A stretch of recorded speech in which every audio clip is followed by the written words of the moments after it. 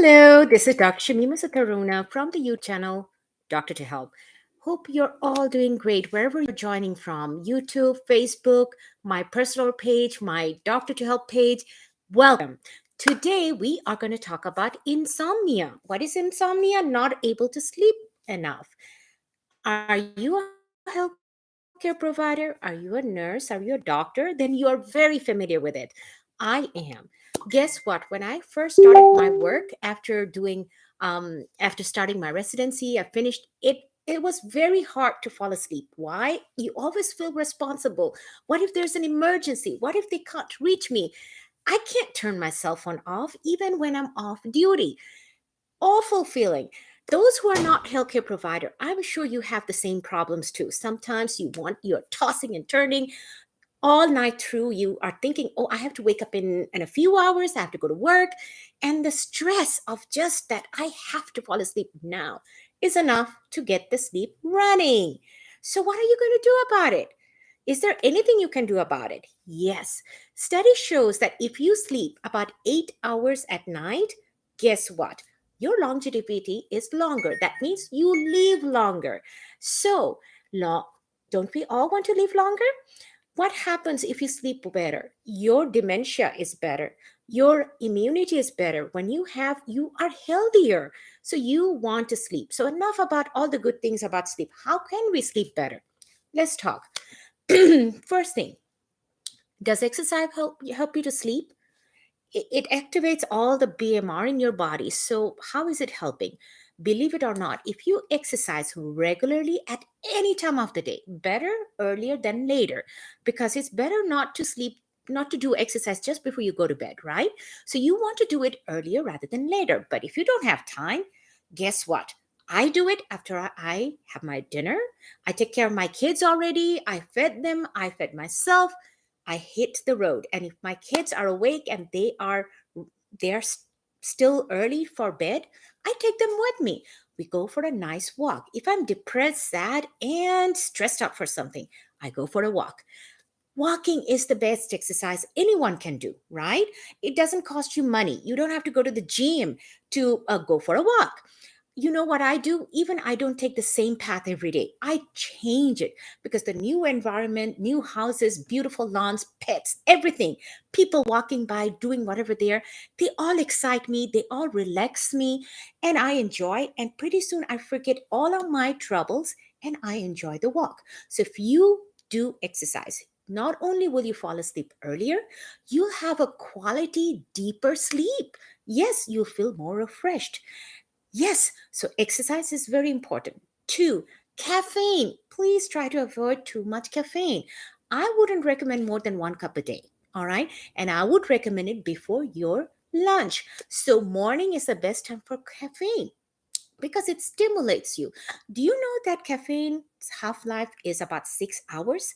Yes, it takes 12 hours to clear from your bloodstream. So, why would you drink caffeine later part of the day? It will keep you awake. Do you know caffeine also makes you pee? Yes, you might wake up, especially men who are 50 and above. Yes, it can give you prostate problems and make it worse. So, it doesn't give you prostate, it just makes your prostate symptoms worse. I just have to rephrase it. All right. So keep your caffeine to 1 cup a day, maximum two. Try to take care of it before you have your lunchtime so that you can clear it out by the time you go to sleep. All right. Three, please don't go on social media before you go to bed. Try to stay away from social media for 1 to 2 hours before you go to bed because when you are on social media, any iPhone, any iPad, any computer gives out blue light, and that messes up your melatonin hormone. That helps you to sleep.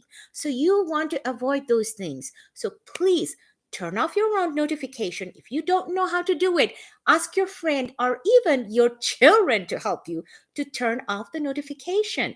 Make sure that that doesn't bother you. I don't know about you. If I get a phone call, and especially if it's a stupid phone call, like when I used to work at Mount Vernon Hospital, they used to call us for INR in the middle of the night, 1 to 2 a.m. in the morning. They have a coumadin level that they need adjusted, and they would give us an INR. It's not an emergency. These are nursing home patients, and they used to call us at 2 3 a.m. in the night. It used to make me so mad. I'm like, couldn't have waited into morning? But guess what? When you're mad, all your sleep just drives away. It flies away. You cannot sleep. After that, you're just tossing and turning. That's what happens to me. So turn off that phone. Don't let anybody bother you. Also, make your room cooler. Your body likes to cool down when they're sleeping, and that cool room, that room temperature, actually helps you. Please turn off any lights, blinds, everything. Just block off any lights anywhere, not even a table lamp, because they mess up your melatonin, and you don't want that. Okay? And try not to eat any heavy meals for 3 hours before you go to bed. Not only does it help you to sleep better, it prevents your reflux disease. Yes, reflux disease. If you're laying back after a heavy meal, all that esophageal junction, that sphincter becomes loose and all the acid is coming up. It makes you feel uncomfortable and you can't sleep. So you don't want to do that. So no heavy meals before you go to bed, especially no heavy cheesy food. All right. Try not to have any heavy meals for at least about 3 hours before going to bed. If you have to have something, just have a small snack. All right.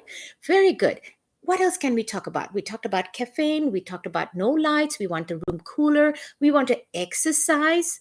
And we want to turn off cell phones. That's it. That's all I'm going to tell you tonight. And if you still have any questions, feel free to call me. You know how to reach me. Text me, ask in the comments, and we'll go from there. All right, my dear friends. I hope you sleep better. And I am sleeping better with doing all the things I just mentioned to you. All right. Good to see you again. I'll see you next week. I promise. And I love you and I miss you all. Soon as COVID over, I hope I get to see you again. All right. In person. All right. Take care, my friends, and see you next week. Ta ta.